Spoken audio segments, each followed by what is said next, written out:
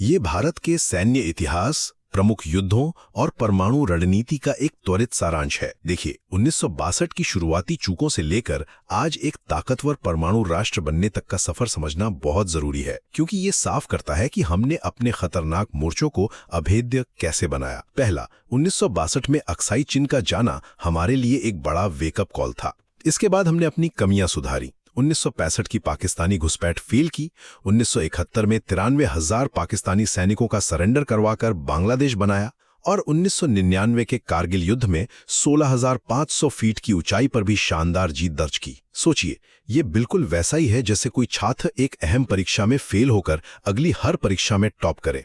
तो क्या 1962 का वो झटका असल में हमारे लिए एक आशीर्वाद था? दूसरा, सिर्फ नक्शों वाली रणनीतियां नहीं, बल्कि हमारे सैनिक असल युद्ध जीतते हैं। बिहार रेजिमेंट इसका जीवंत उदाहरण है, जिसने कारगिल की दुर्गम चोटियों पर कब्जा किया और 2020 की गलवान घाटी में चीनी सैनिकों को खदेड़ दिया। सच कहूं तो हमारे ये जाबाज हिमालय की बर्फीली चोटियों पर एक अभेद्य मानव दीवार की तरह डटे हुए हैं। अंत में अब बात करते हैं उस न्यूक्लियर ढाल की जो जंग शुरू होने से पहले ही रोक देती है। हमारा परमाणु सिद्धांत नो फर्स्ट यूज, यानी हम पहले हमला नहीं करेंगे पर आधारित है, जिसका पूरा कंट्रोल सीधे प्रधानमंत्री के पास है। साथ ही सीमाओं पर अब बहुत ही तेज इंटीग्रेटेड बैटल ग्रुप्स तैनात किए जा रहे हैं। अब आप ही सोचिए, जब पड़ोसी देश परमाणु धमकियां देते हों तो क्या हमारी इस शांतिप्रिय नीति को एक आक्रामक अपडेट की जरूरत है? संक्षिप्त में कहें तो भारत की सैन्य रणनीति अब सिर्फ दुश्मन पर पलटवार करने के बजाय खौफ बनाए रखकर किसी भी खतरे को जड़ से खत्म करने पर पूरी तरह केंद्रित है।